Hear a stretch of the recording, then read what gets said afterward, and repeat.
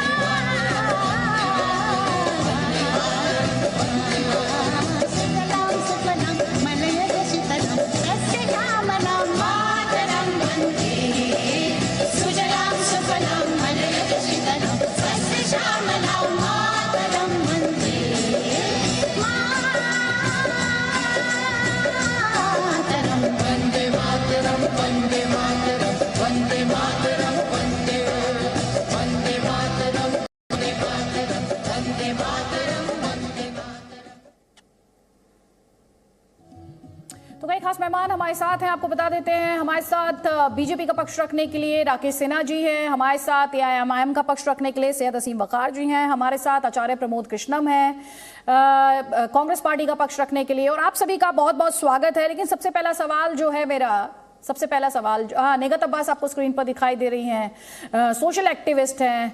आपको यास्मीन फारूकी दिखाई दे रही हैं, वो सचिव है एसडीपीआई की। और आप सभी का बहुत बहुत स्वागत है। मेरा पहला सवाल राकेश सिन्हा जी आप ही से है, और सवाल ये है, जब केंद्र सरकार हलफनामे में ये कहती है कि दोनों बराबर हैं, गीत और राष्ट्रगान, तो फिर लागू कर दीजिए, फिर तो कोई दिक्कत नहीं है।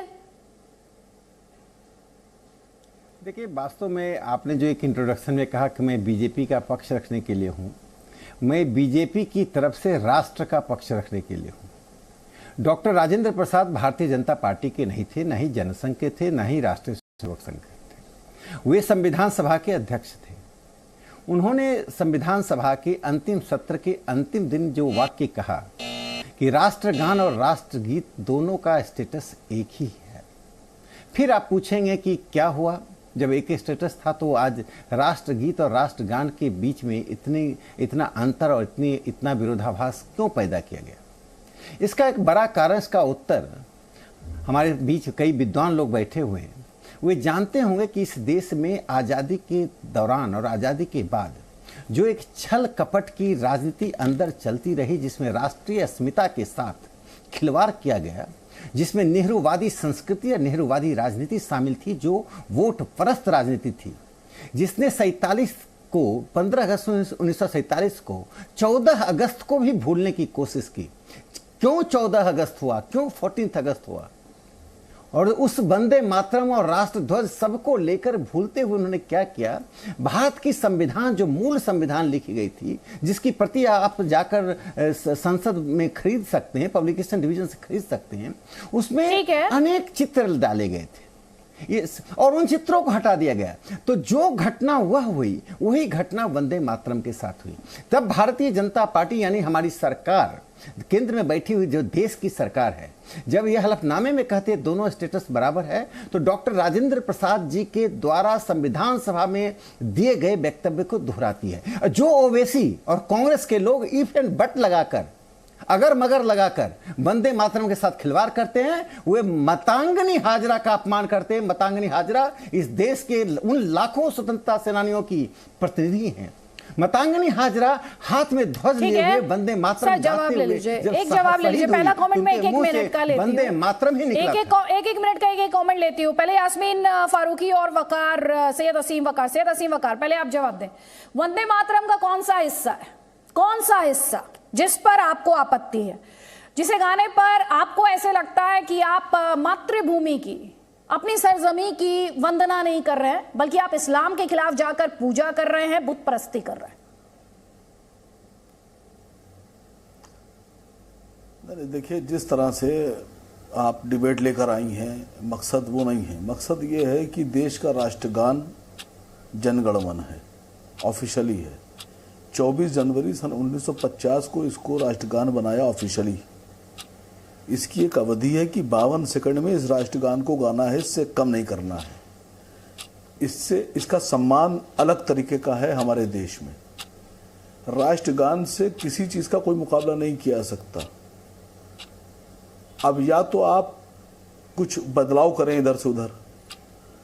वंदे मातरम को आप राष्ट्रगीत कहते हैं, हम भी कहते हैं, है तो सारे जहां से अच्छा हिंदुस्तान हमारा भी राष्ट्रगीत है, उसको भी आपको मानना होगा।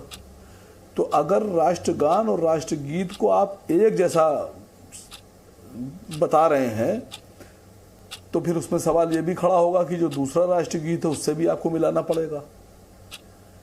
भारतीय जनता पार्टी और आरएसएस के तमाम लोग, मैंने पहले भी कहा, अभी फिर बोल रहा हूं, वो बरसों से कोशिश कर रहे हैं। ठीक है, 1 मिनट का मैंने आपको वक्त दिया था। 1 मिनट को मैंने आपको वक्त दिया था। 1 सेकंड रुक जाइए। 1 मिनट का वक्त दिया था, अभी के लिए वो पहले कमेंट के लिए भी खत्म हो गया। यास्मीन फारूकी जी, जो सवाल मैंने सैयद असीम वकार से पूछा वही सवाल मेरा आपसे भी है।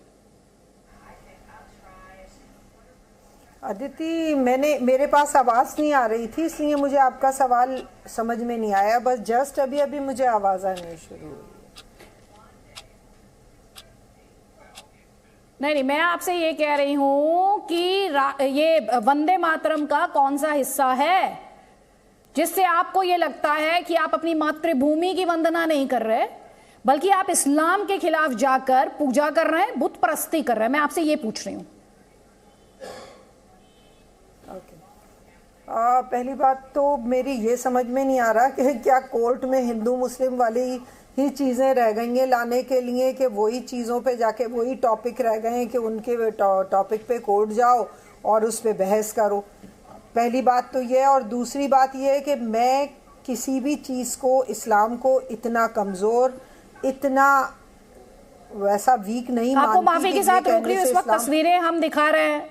हम 1 सेकंड, मैं माफी के साथ आपको यहाँ पर रोक रही हूँ। प्रधानमंत्री मोदी की तस्वीरें आप इस वक्त देख रहे हैं। परिश्रम करते हैं, उनको राष्ट्रदूत की संज्ञा दी थी, तो एक तरह से राष्ट्रदूत के तौर पर सिख समुदाय पूरी दुनिया भर में काम कर रहे हैं। हम जानते हैं बिल्कुल सरकार के भीतर भी अहम पदों पर शामिल करने की बात हो या फिर उनके व्यूज को, वैल्यूज को आगे बढ़ाने की बात हो, उसमें लगातार तत्परता रही। तो प्रधानमंत्री मोदी की आप तस्वीरें देख रहे हैं। गुरु नानक देव की जयंती की पूर्व संध्या पर प्रधानमंत्री की तस्वीरें हैं। आपको बता देते हैं, अल्पसंख्यक आयोग के अध्यक्ष इकबाल सिंह लालपुरा के आवास पर वो समारोह में शामिल हो रहे हैं। यहाँ पर उन्हें संगत को भी संबोधित करना है और 553वीं जयंती का अवसर ये गुरु नानक देव जी की, जिसमें प्रधानमंत्री मोदी हिस्सा ले रहे हैं। इसके अलावा भी कई और कार्यक्रमों में प्रधानमंत्री मोदी शामिल होंगे और सिख संगत को भी संबोधित करेंगे। तो कल मनाई जाएगी गुरु नानक देव जी की 553वीं जयंती।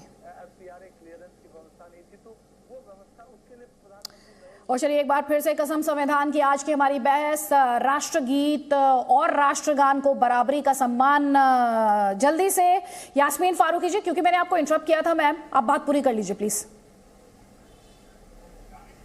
जी, तो मैं वही बात कहना चाह रही थी कि राष्ट्रगान एक ही होता है, आप पूरी दुनिया में उठा के देख लीजिए उसको, क्यों आप डिफरेंसेस में और उसमें डालना चाहते हो।